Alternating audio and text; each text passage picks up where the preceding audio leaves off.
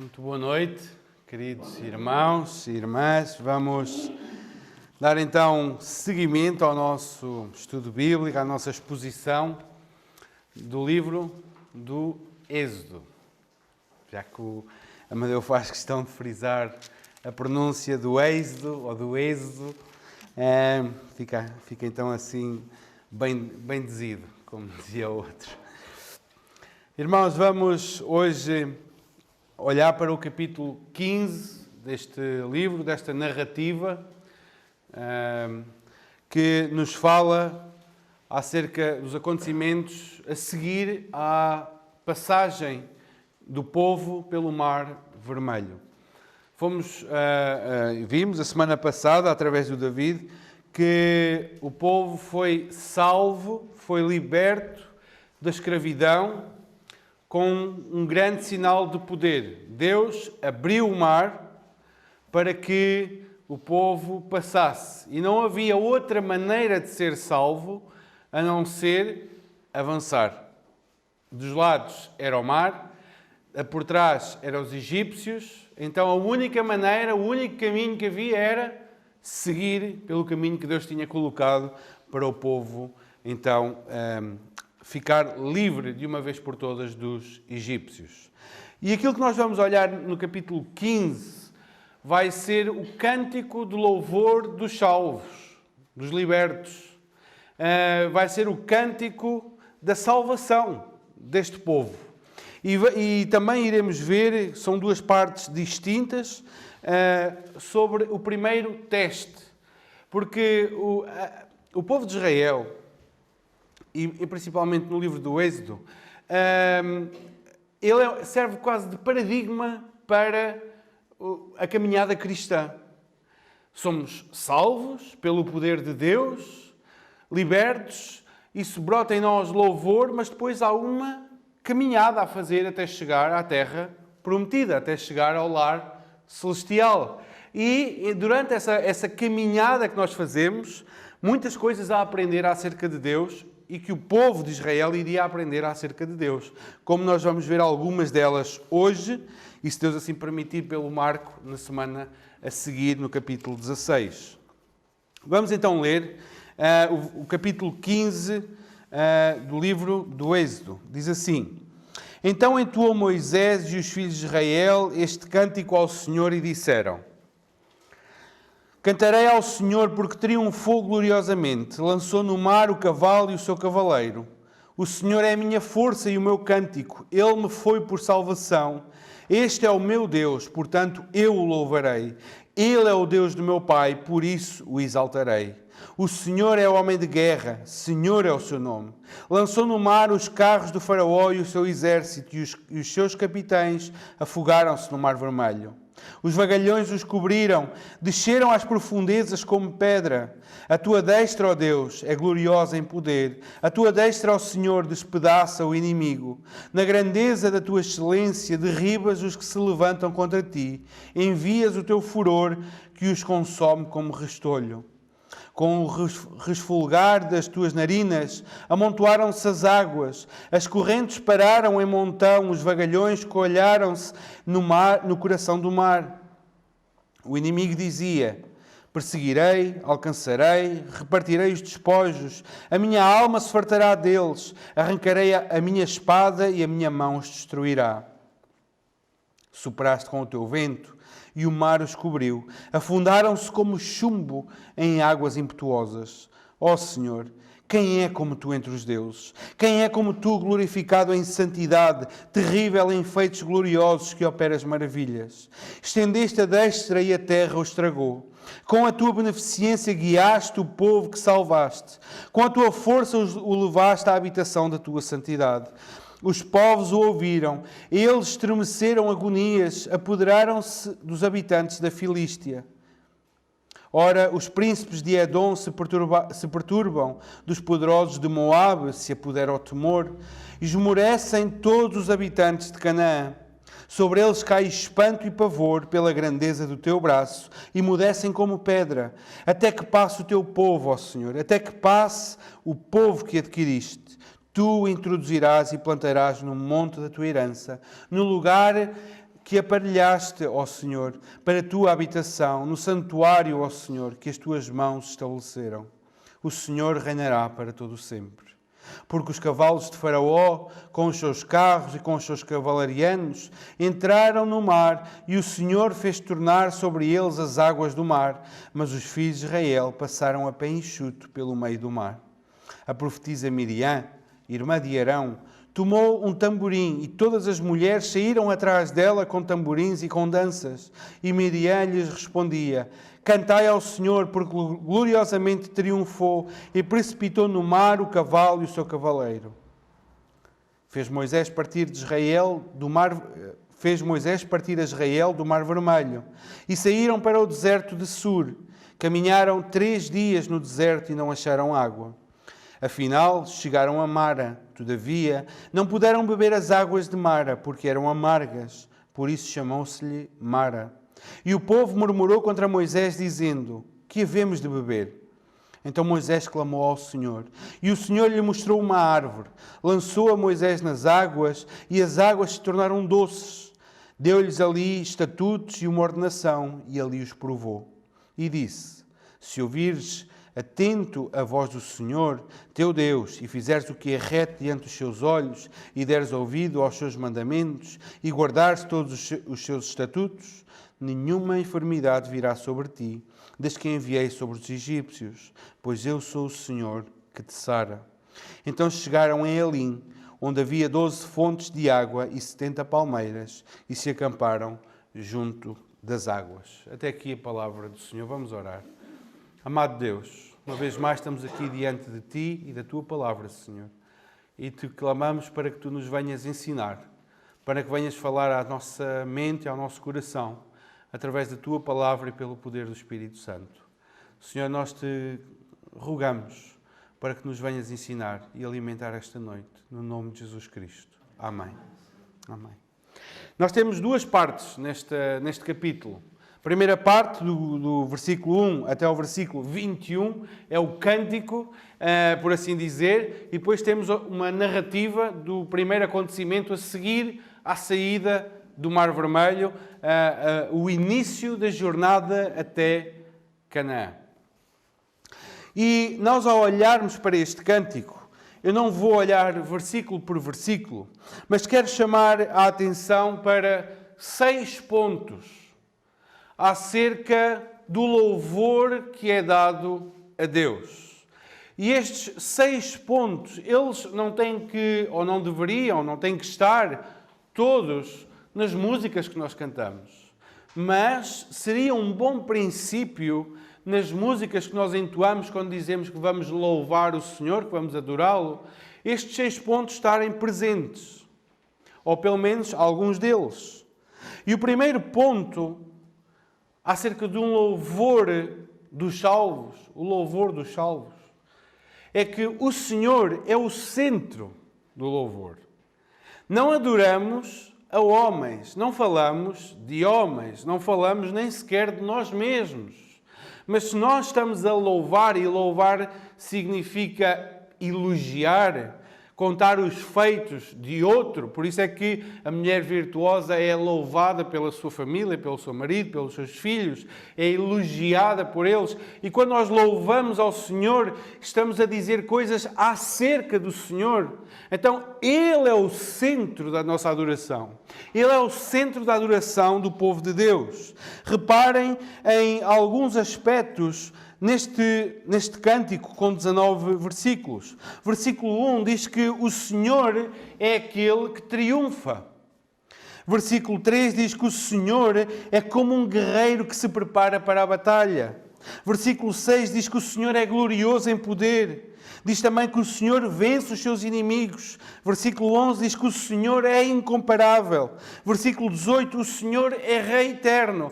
Nós, ao longo deste cântico, vemos constantemente uma palavra. Eu sou o Senhor, Jeová, Yahweh, Yahvé. Pronunciem como quiserem. Mas é o nome do Senhor que é o centro do louvor do povo.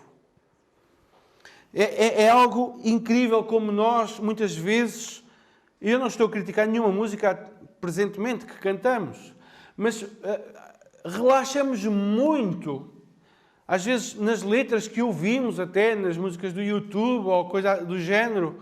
Porquê? Porque muitas vezes o louvor, ou aquilo que é chamado de louvor, está a falar mais do homem do que de Deus. Enquanto que o verdadeiro louvor, o louvor dos salvos, não tem os olhos colocados no homem nem em si mesmo, mas tem os olhos colocados no Deus que o salvou. Não há nada mais maravilhoso como nós acabamos de cantar. O povo de Deus reunido a dizer: digno és, ó Deus. Ele é o centro da nossa adoração. Aqui o grupo dos redimidos neste lugar, junto, congregados junto em assembleia para prestar o culto a Deus e dizer: ó Senhor, olha para mim. Não, dizer: ó Senhor, Tu és digno do nosso louvor por causa da salvação que Tu nos deste. O segundo ponto é que este louvor, este cântico, ele enfatiza que o Senhor é vencedor sobre os seus inimigos. Eles cantam acerca da vitória dos seus inimigos. Versos 4 e 5, por exemplo, diz que Faraó e os egípcios foram destruídos no mar. Canta-se acerca da vitória nossa? Não. Da vitória de Deus sobre os inimigos do seu povo. Por exemplo, versos 7 a 10. O que é que diz estes versículos? Na grandeza da tua excelência, derribas os que se levantam contra ti. E olhem aqui no 9. O inimigo levanta-se com um intento. Perseguirei, alcançarei, repartirei os despojos, a minha alma se fartará deles, arrancarei a minha espada e a minha mão os destruirá. Os planos do inimigo para destruir o povo de Deus. Era assim que os inimigos viam Israel. Nós vamos lá e vamos destruí-los. Planearam, armaram-se, colocaram um exército. E reparem como é que o Senhor vence os seus inimigos. Verso 10. Sopraste com o teu vento e o mar os cobriu. Coisa mais fácil para o Senhor. O inimigo do povo de Deus elabora planos, estratégias para nos destruir. Para destruir o povo de Deus. Seja o povo de Israel, na antiguidade, seja hoje, seja a sua igreja. Mas o Senhor, com o sopro da sua boca, cobriu aqueles soldados de água, ou seja, fê-los afogar no mar. Também o Senhor emudece as nações. Vejam que o Senhor é exaltado acima de todas as nações. O que é que diz no versículo 14 e 16? Os povos o ouviram, eles estremeceram, agonias apoderaram-se dos habitantes da Filístia. E depois tem Edom, Moabe, Canaã. Todas aquelas nações vizinhas ouviram acerca dos feitos de Deus. Ouviram de um povo chamado Israel, ou povo hebreu, que estava escravo da maior potência da altura, o Egito, e que pela força do seu Deus, do Jeová, do Eu Sou, aquele povo saiu do Egito e saiu de forma grandiosa. Saiu a pé enxuto através do Mar Vermelho. E estas notícias percorreram aquelas nações. Imaginem no dia de hoje. Talvez naquela altura demorou alguns dias, semanas, meses, talvez, a chegar a notícia a alguns sítios. Mas no dia de hoje seria quase instantâneo, uma live, o povo a atravessar o Mar Vermelho. Mas o que é certo é que as nações, por muito poderosas que se apresentem, elas nada são comparadas com Deus. Porque quando o Senhor age, e quando o Senhor age em poder, Ele cala o maior poderoso, aos mais poderosos desta terra. O quarto ponto, versos 16 e 17, é que o Senhor leva o seu povo ao lar. Eles cantam acerca daquele que os leva ao lar. Reparem o que é que diz no verso 16, segunda parte. até que passe o teu povo, ó Senhor, até que passe o povo que adquiriste.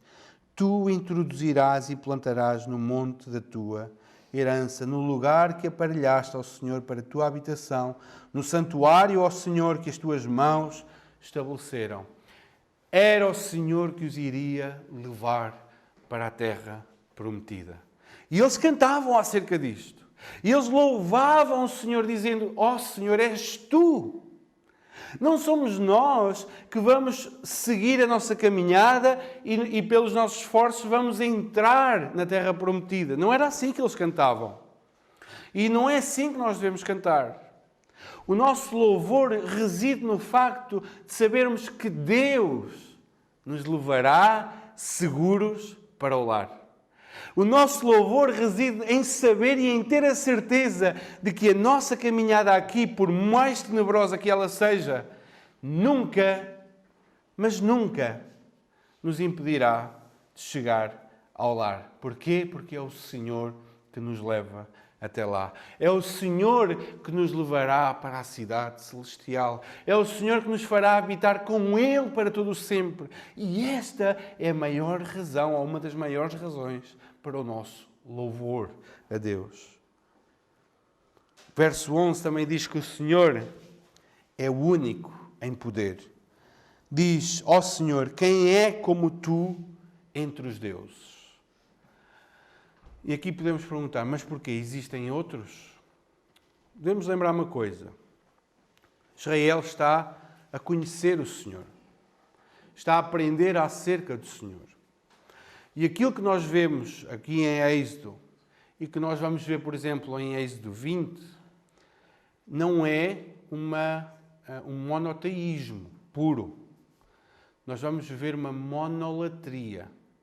Ou seja, há vários deuses, mas só o Senhor Jeová deve ser adorado.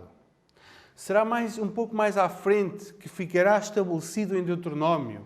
Ouve, Israel, o Senhor teu Deus é o único Senhor. Mas nós temos que ter atenção à revelação progressiva. Israel está misturado no meio do Egito, está misturado entre as nações, não é? E o conceito é que cada povo tem o seu Deus. E o conceito que está aqui é o Senhor é incomparável em relação aos outros deuses. Só o Senhor deve ser adorado. Isto chama-se monolatria, a adoração a um único Deus. Mais adiante nós vamos aprender que não é só monolatria, é monoteísmo. A adoração a um único Deus, porque só existe um Deus, o único Senhor Jeová.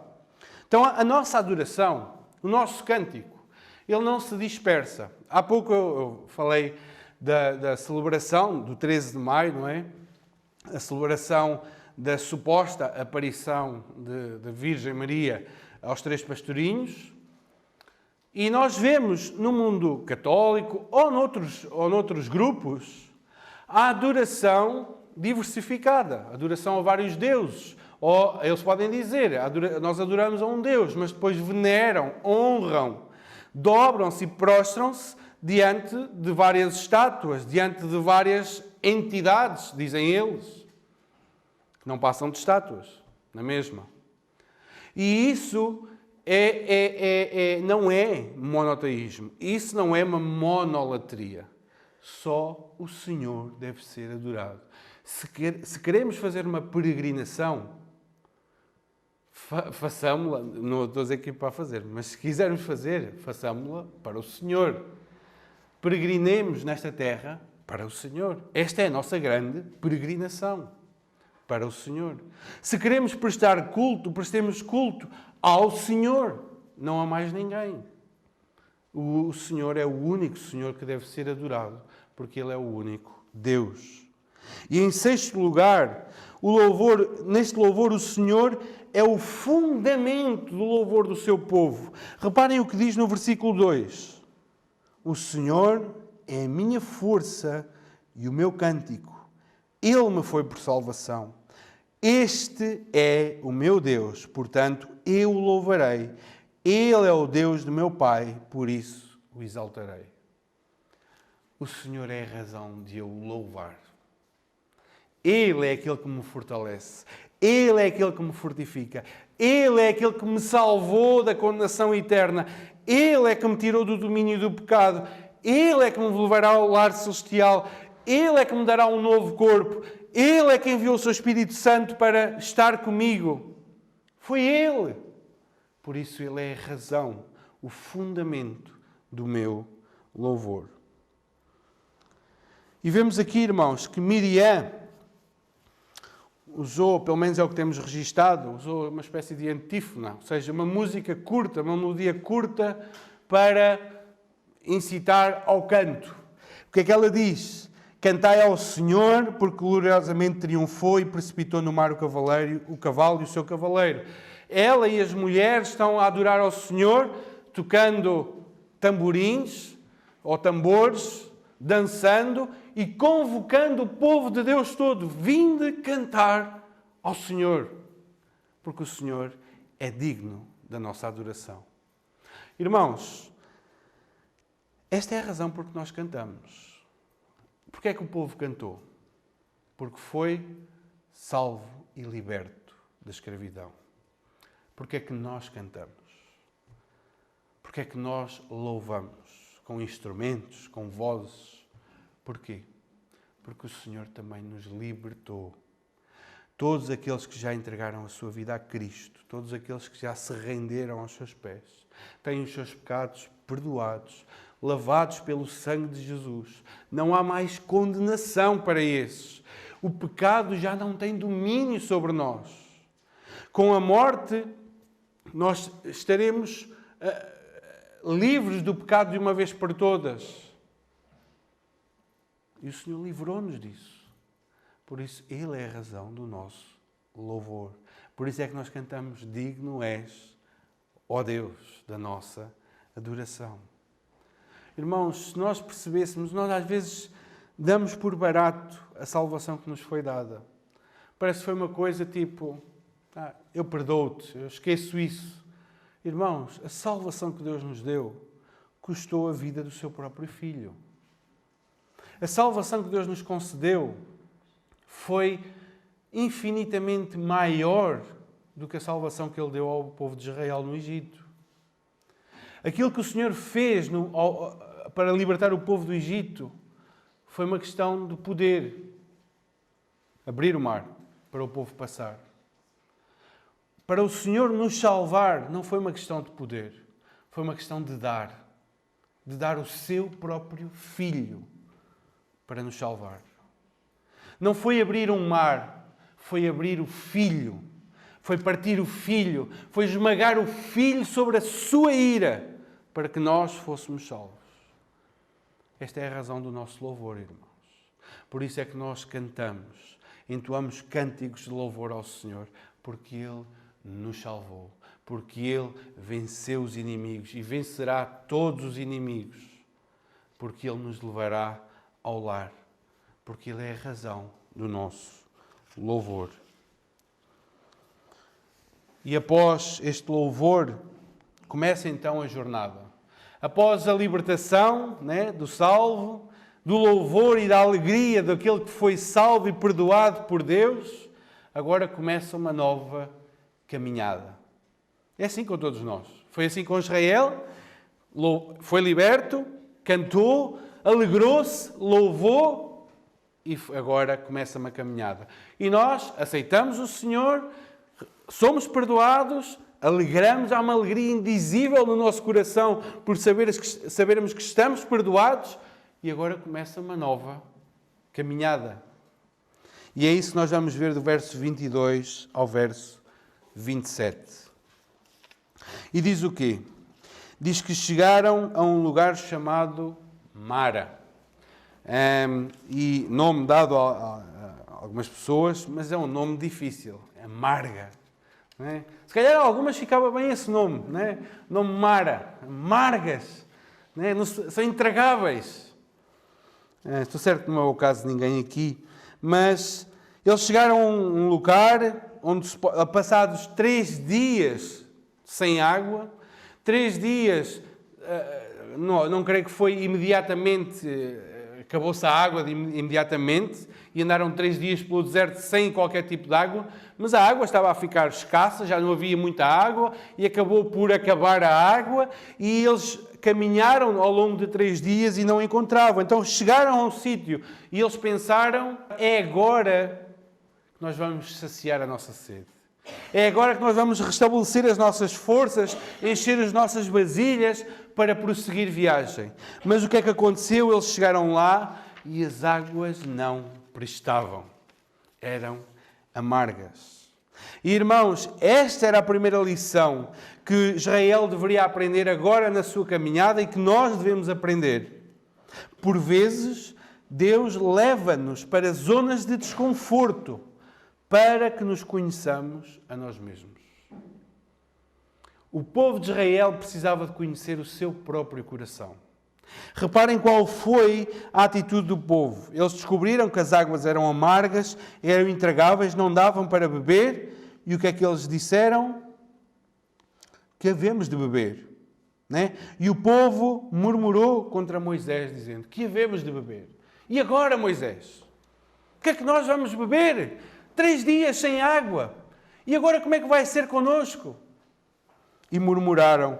E ao murmurar contra Moisés, estavam a murmurar contra o Deus que colocou Moisés como seu líder. O povo precisava de conhecer o seu próprio coração. Precisava de conhecer muitas coisas acerca de Deus, da confiança nele, da dependência dele.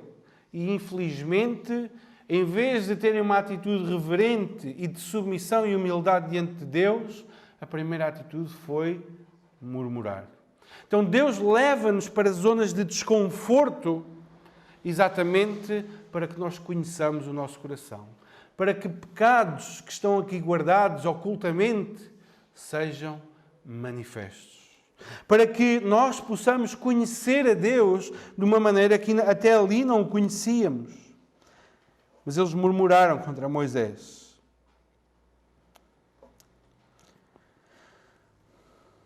E a segunda lição é que Deus é o único que pode resolver as dificuldades que experimentamos quando estamos a ser provados por Ele.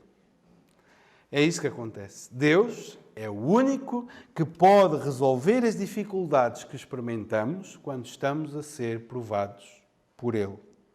O povo estava naquele lugar porque Deus assim os enviou. Eles estavam com sede e esta era uma necessidade real e urgente do povo. E enquanto eles murmuravam, um outro homem tem uma atitude certa. Moisés.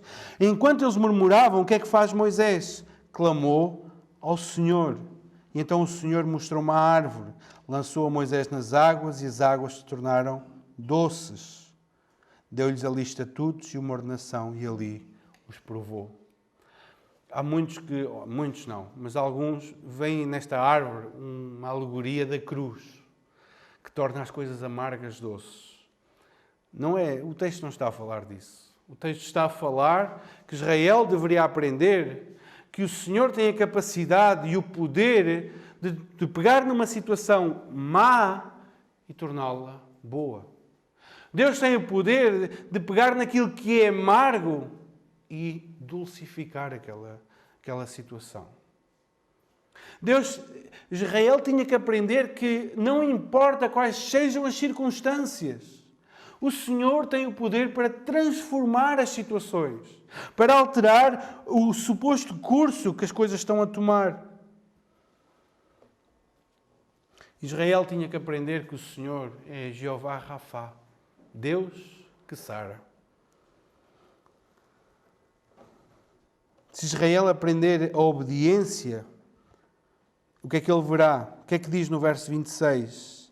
Se ouvires atento a voz do Senhor, teu Deus, e fizeres o que é reto diante dos seus olhos, e deres ouvidos aos seus mandamentos, e guardares todos os seus estatutos, ou seja, resumindo, se me obedeceres àquilo que eu disser, nenhuma enfermidade virá sobre ti, das que enviei sobre os egípcios, pois eu sou o Senhor que te sara. Se tu me obedeceres, nada daquilo que aconteceu aos egípcios acontecerá contigo. E eu creio que aqui em especial foi a água do Egito que se tornou intragável por causa de ser transformada em sangue. Israel deveria aprender que as águas amargas, Deus tem o poder de as tornar doces e tragáveis para o seu povo. Israel tinha que aprender a confiar em Deus, a confiar no seu poder, a confiar no seu suprimento, mas tinha que lhe obedecer à sua palavra. Irmãos, esta era uma prova. Deus diz no verso 25, deu-lhes ali estatutos e uma ordenação e ali os provou. Então Deus leva o seu povo. Interessante, o início da caminhada do povo, o início agora de uma nova vida. Já não estão sob a escravidão do Egito. É uma nova vida que começa. E a primeira coisa que eles aprendem é pela prova. A primeira coisa que eles aprendem é pelas águas amargas, que deveriam confiar no Senhor, que dá o suprimento certo, na dose certa, à hora certa. Era isto que eles deveriam aprender. Os irmãos abram rapidamente em Deuteronômio e vamos ver como o Senhor diz isso ao povo que agora vai entrar, que já não são estes. Estes de Êxodo, maior parte, quando chegamos a Deuteronômio, já morreu por causa da sua incredulidade. E não chegaram a entrar. Mas o que é que Deus diz em Deuteronômio 8, verso 2 e 3? Diz assim, Deuteronômio 8, 2 e 3. Recordar-te-ás de todo o caminho pelo qual o Senhor teu Deus te guiou no deserto estes 40 anos, para te humilhar, para te provar, para saber o que estava no teu coração, se guardarias ou não os seus mandamentos. Ele te humilhou e te deixou ter fome e te sustentou com o maná, que tu não conhecias, nem teus pais o conheciam, para te dar a entender que não é só do pão vive o homem, mas de tudo o que procede da boca do Senhor viverá o homem. Israel foi provado para perceber que aquilo que deveria importar na sua vida não era o pão físico, mas era a palavra do Senhor. Era isto que eles tinham que aprender. Era esta a prova. E, irmãos, não se enganem. O Senhor ensinará a mesma coisa a cada um de nós. Aquele que quiser começar a jornada com Cristo, aquele que quiser começar o discipulado com Cristo, não se engane. Avalie o custo, avalie o preço. Porque uma vez postas as mãos no arado, não se pode olhar para trás. É seguir em frente. Avalie bem o preço. Porque quando nós seguimos a Cristo, o Senhor vai nos ensinar a dependermos somente dEle. Então, Deus vai sempre provar o seu povo. Vai haver momentos de prova intensa, mas essa prova serve para nos estimular ao crescimento espiritual. Deus quer que nós cresçamos, irmãos. Deus quer que o povo de Israel crescesse e quer que nós cresçamos também. Então, provações, dificuldades, desânimos, como diz J.C. Ryle, são como a tesoura para a poda. São como a fornalha para o ouro. As dificuldades e as provações desta vida servem exatamente para limpar muita lixeira que está na nossa vida. Muitas vezes o apego às finanças, o apego ao dinheiro. E o Senhor ensina-nos de que nós estamos bem sem aquela quantidade de dinheiro, tirando-nos o dinheiro. Muitas vezes nós temos a noção de que estamos bem porque temos saúde. E o Senhor tira-nos a saúde, para que nós possamos experimentar que o contentamento não vem por ser saudável. Muitas vezes a alegria e a nossa satisfação são os filhos. E o Senhor prova-nos para nos mostrar de que o alvo da nossa alegria e do nosso contentamento não sejam os filhos, mas Ele. O Senhor há de ensinar cada um de nós. E muitas vezes pelas águas mais amargas possíveis. Mas há de nos ensinar. Porque Ele quer-nos santos. Ele quer-nos puros. Ele quer nos limpar de todo esse lixo que nós trazemos. Então o Senhor vai provar-nos. E há 3 atitudes que nós podemos ter quando a prova vem. A primeira atitude pode ser querer voltar para o Egito, né? Como se isto fosse a solução. As pessoas escandalizam-se pela prova, né? Ficam horrorizadas, porque agora que eu decidi seguir a Cristo, parece que ainda estou pior do que o que estava. Não é verdade, mas parece. E o que é que as pessoas fazem? Voltam para trás. Voltam para a velha vida. Como se na velha vida não fossem ter problemas. Enganam-se. Porquê? Porque na velha vida têm os mesmos problemas que os crentes, só têm uma coisa a menos. Não têm o consolo de Deus nas suas vidas. Então, fugir, voltar para o Egito não é solução. Embora muitos o queiram fazer. A segunda atitude, quando a prova vem, é permanecer na provação, mas com isso, enquanto Deus nos prova, nós tentamos o próprio Deus. Foi o que Israel fez mais adiante. Vamos ver no capítulo 17. Permanecemos na provação, mas tentamos a Deus. Ó Senhor, eu confio em Ti. Ó Senhor, eu sempre fui fiel, Senhor. Porquê é que eu perdi um filho? Porquê é que eu estou doente? Porquê é que eu estou desempregado? Porquê é que o meu casamento não está bem? Eu sempre te servi, Senhor. Senhor, se Tu és o meu Deus, resolve esse problema. E tentamos o Senhor. Como se o Senhor fosse obrigado a responder às nossas orações. Como se o Senhor, para provar que está connosco, tivesse a obrigação de nos resolver o problema. Permanecemos na prova, mas tentamos o Senhor, exigindo que Ele nos livre daquela dificuldade. A terceira solução, ou a terceira atitude, é permanecer na provação e esperar em Deus para que Ele traga a sua solução. Esta é a atitude correta. Esta é a melhor atitude que o crente pode ter.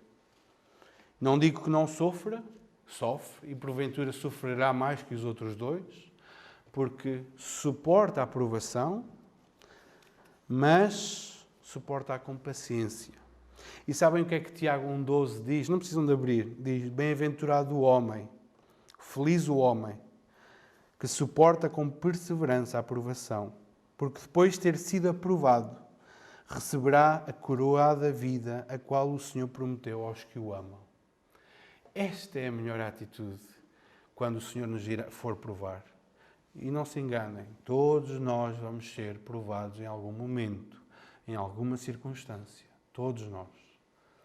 E que atitude é que devemos ter? Murmurar, como os egípcios, como os israelitas? Querer voltar para aquilo que parece ser uma vida melhor? Ou suportar com paciência, aguardando a solução que vem de Deus.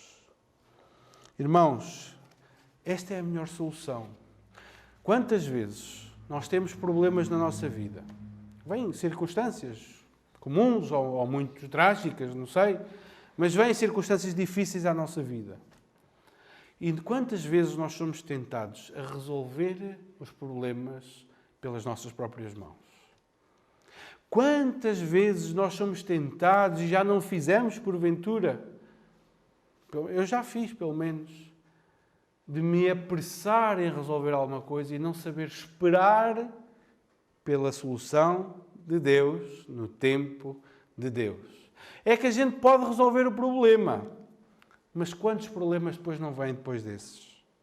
Quantos? Quantas coisas não acontecem porque nós nos apressamos a fazer as coisas acontecer? Olhem o exemplo de Abraão. Deus prometeu um filho a Abraão, não prometeu? Abraão esperou, mas chegou o dia em que ele não esperou mais e disse, não, eu vou fazer a promessa de Deus acontecer. E o que é que saiu daí? Ter que mandar um filho embora. A solução que Abraão arranjou foi uma solução trágica para ele mesmo, porque ele teve que despedir aquele filho. E quantas vezes nós queremos solucionar os nossos problemas sem esperar pelo tempo de Deus? Irmãos, eu quero dar um exemplo. Eu não gosto muito de dar exemplos da minha vida pessoal, porque a minha vida não é um exemplo para ninguém, mas quando o Tiago estava para nascer, nós precisávamos comprar um carro. Tínhamos a nossa Ford Focus, né? 5 lugares, o Tiago era o 6º, não podia ir na mala, então tínhamos que comprar um carro. E a nossa carrinha valia 3.000 euros na altura. E nós andámos a ver algumas monovolumes, sempre caras, vimos uma 4.750 euros. E agradámos-nos, só que não tínhamos o dinheiro que valeria a carrinha e não tínhamos o resto para dar. Primeira solução, peço um empréstimo do resto. Não é? Era a solução mais comum, se calhar. Não é? Peço um empréstimo para pagar o resto. Esta era a minha solução. Mas eu e a Susana decidimos ir esperando, e quase que o Tiago estava para nascer e a carrinha nem vê-la, até que a certa altura nós fomos levar a carrinha a uma pessoa, essa pessoa avaliou e ele disse: quanto é que queres pela carrinha? Disse: olha, dê o que achar justo. Eu não lhe vou pedir dinheiro nenhum. Dê aquilo que você achar que deve pagar. Pois bem, ele passou-me um cheque de 4.750 euros. Irmãos, que gozo! Que gozo eu e a Susana não sentimos nesse dia. Foi difícil esperar até aquele momento. Muito. Mas e se eu tivesse arranjado a minha solução? Se eu tivesse arranjado a minha solução para o meu problema? Ainda estaria hoje talvez a pagar o empréstimo. Mas irmãos, quando o Senhor nos coloca um teste, seja desta ordem, mais pequenos ou maiores, o Senhor traz a solução. O Senhor leva-nos a águas amargas para nos mostrar que Ele pode transformar em doces. Irmãos, a provisão de Deus vem no momento certo. Era isto que Israel tinha que aprender. Tinha que confiar em Deus, na provisão de Deus, naquilo que Deus estava a fazer e que Ele sabia o que é que estava a fazer. Quando Deus nos coloca numa prova e nós procuramos a nossa solução e não aguardamos por Deus, podemos ficar com um problema resolvido, mas quantos problemas é que nós não levantamos a seguir? Então, irmãos, eu não sei a situação de todos aqui. Eu não sei que problemas é que nós estamos a passar hoje ou que problemas iremos passar mais à frente. Mas eu quero encorajar a todos. Descansem no poder de Deus. Descansem, porque o Deus que nos leva a Mara, às águas amargas, é o Deus que tem o poder para transformar aquelas águas em águas doces. O povo deveria aprender isso. Que as águas amargas, de águas amargas, o Senhor sacia a sede do seu povo, transformando o que é amargo em doce. Mas o Senhor também levou o seu povo, em Êxodo 15, 27, diz o quê? Então chegaram a Elim, onde havia 12 fontes de água e 70 palmeiras, e se acamparam junto das águas. Irmãos, o Senhor que levou o povo às águas de Mara, também levou o povo a Elim. Uma paragem um pouco adiante, não muito longe, onde havia fontes, uma para cada tribo, digamos nós assim, 12 fontes, 70 palmeiras, sombra, descanso, refrigério.